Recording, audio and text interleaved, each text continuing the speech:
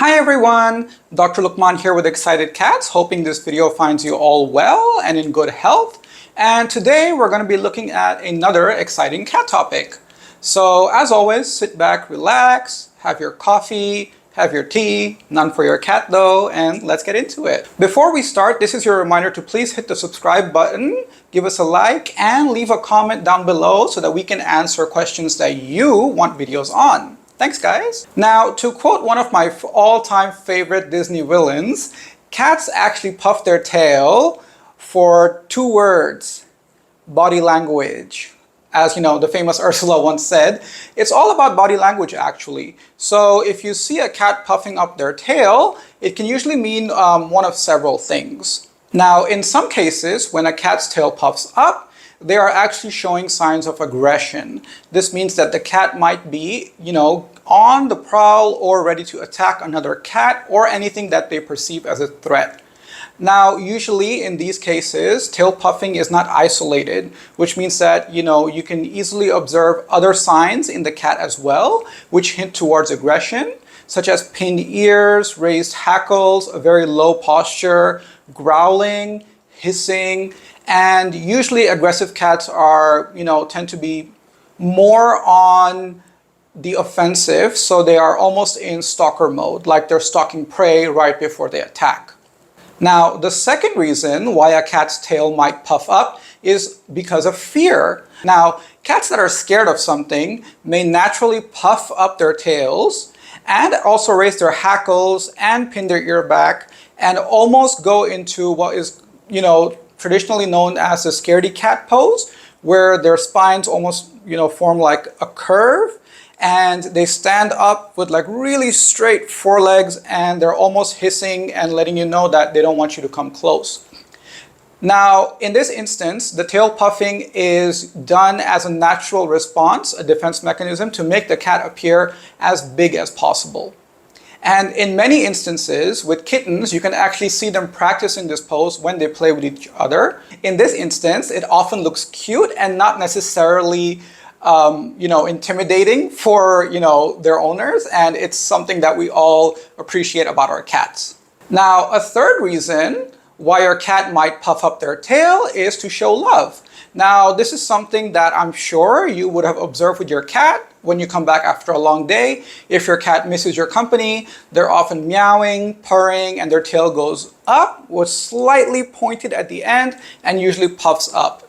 And this is, again, a sign of affection. This means that your cat is very happy to see you. And once again, when we're analyzing, tail puffing, it's important to keep note of other body language cues as well. So yes, an aggressive cat will puff up their tail as well, but they will not be purring, meowing at you affectionately, running between your legs, rubbing against you, asking for cuddles and all that. An aggressive cat would have a more of a standoffish approach, much like a fearful cat would. And finally, one last reason your cat's tail may puff up is because they're cold.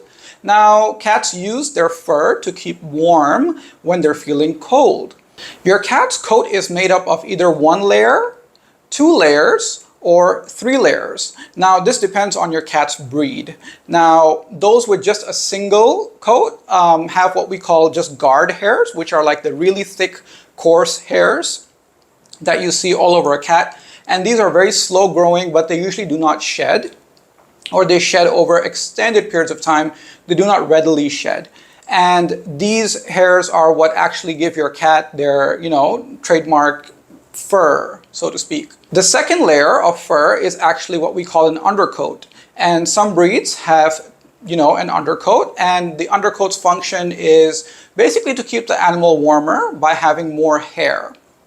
And some cats that live in extremely cold environments actually have a third layer of undercoat as well to provide extra insulation. And with these cats, this third layer combined with the other 2 layers may also actually help them avoid getting too wet in case they fall in water, so that they don't, feel excessively cold.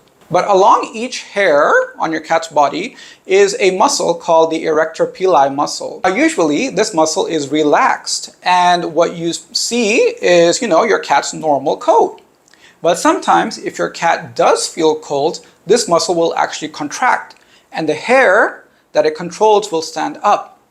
Now what this does is when many hairs stand up close by, they trap the air in between them. And then this air can be cooled down thanks to the heat radiating from your cat's body. And the overall result of this is that your cat feels warmer. Now, other signs that your cat may be cold is that they might sit on all fours and pull their limbs in.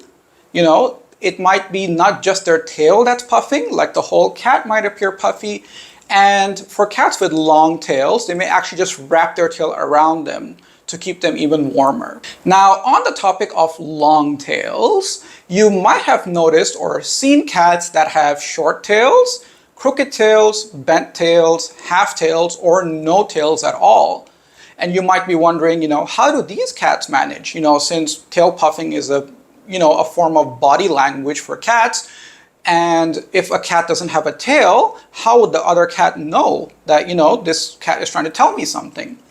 Well, it's not usually an issue because cats actually have, many ways of communicating with each other in the form of body language. There are at least over 20 studied forms of body language. And usually when cats are using body language in order to communicate, it's mixed. So it's not just, one sign of body language that will show up. So for example, as we mentioned earlier, if a cat is angry, raised hackles, pinned ears, really erect, forelimbs, spine with a curved shape, almost like a horseshoe shape, and tail puffing. So these are many things that are working together to show you that your cat is angry. So cats that are born without a tail or that are born with an incomplete tail actually don't even know what it's like to have a normal tail, because for them, their tail or lack thereof is considered normal. So they actually manage just fine. But that being said, these cats don't necessarily have any sort of, advantage over cats that do have a complete tail. So breeding such cats is actually usually discouraged unless there is a specific reason. So for example, Manx cats have, just like no tail at all. And this is like a breeder requirement. But generally speaking, these cats are not, at an advantage over cats that do have a long tail. So in most instances, your veterinarian might not recommend breeding a cat that has an incomplete or a malformed or a missing tail. So that's it for today's topic, guys. Hopefully this helps you understand why your cat's tail is puffing up. We hope you enjoyed this video, and we can't wait to see you for the next one. Bye guys, take care.